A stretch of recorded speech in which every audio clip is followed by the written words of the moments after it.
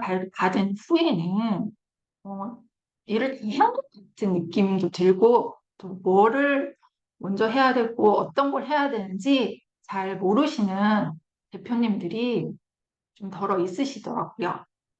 요즘에는 1인으로 해서 사업도 많이 내시고 또 근래에는 새로운 신규 사업도 많이 내시는 것 같아요. 그래서 이런 분들에게 이제 사업자 등록증을 발급받은 후에 어떤 일을 해야 되는지 오늘 한번 요약을 해볼게요. 이런 지금 5가지 제목을 달았는데 사업용 계좌 개설, 또 홈택스 가입하기, 사업용 계좌, 사업용 신용카드, 홈택스 등록하기, 현금 영수증 가맹점 등록하기, 각종 공과금, 사업자 번호 변경, 사대보험 자동이체 신청하기. 이런 일련의 일들을 저희가 순서대로 한번 해보려고 합니다.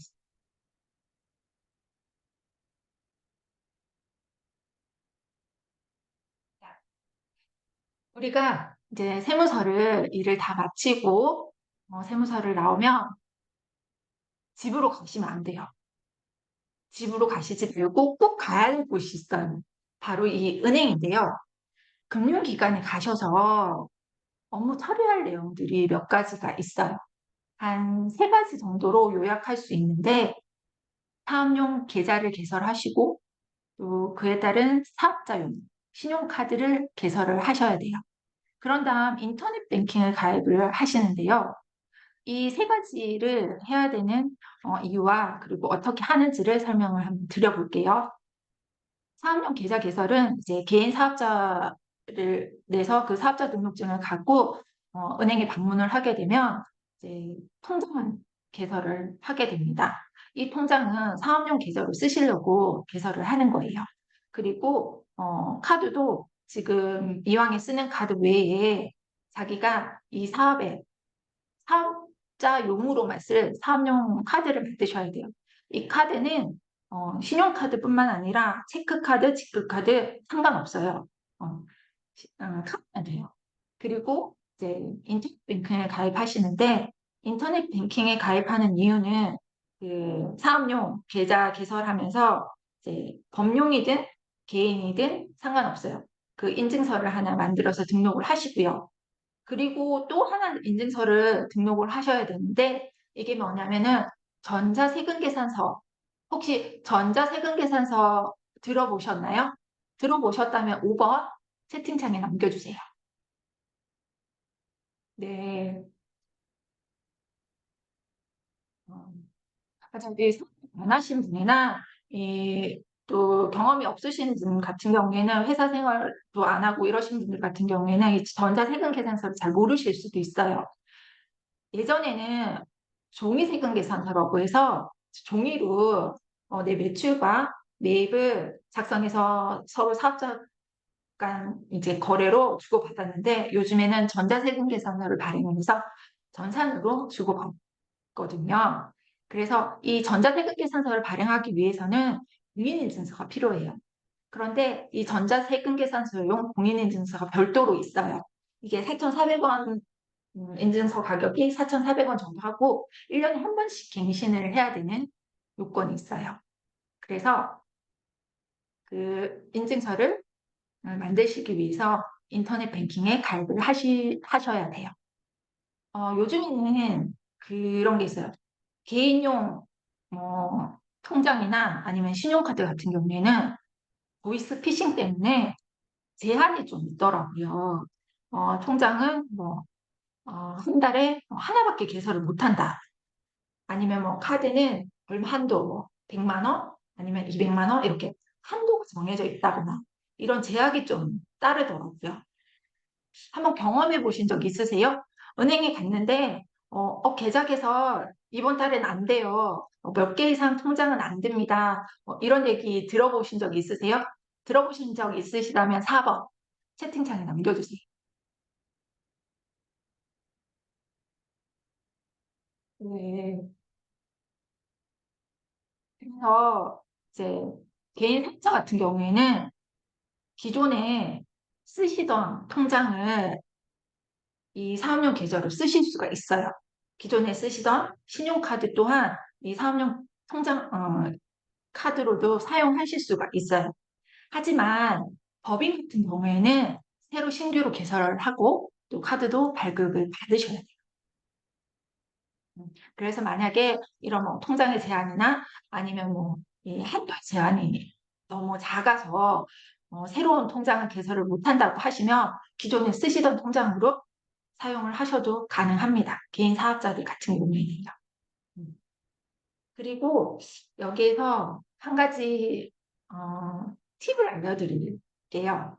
이게 뭐냐면은 제가 앞전에 전자세금계산서를 발급하기 위해서는 뭐가 필요하다고 말씀을 드렸어요. 혹시 기억나시는 분 계세요? 채팅창에 한번 남겨주시겠어요?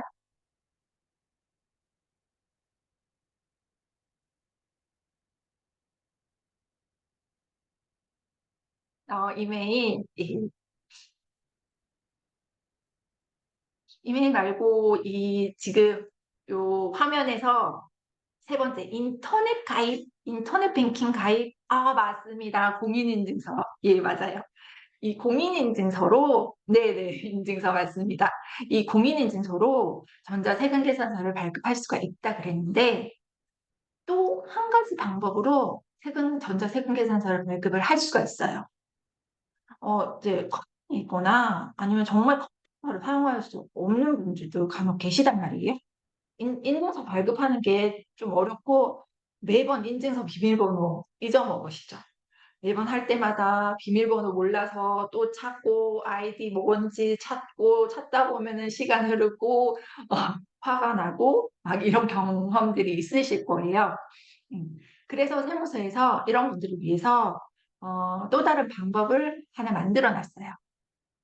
혹시 이거 알고 계신 분이 있으신가 한번 여쭤볼게요. 대부분 모르시는 분 많을 거예요. 이렇게 처음 창업을 하거나 아예 사업을 안 하신 분들은 모르는 경우가 많은데 혹시 아는 분 계실까요?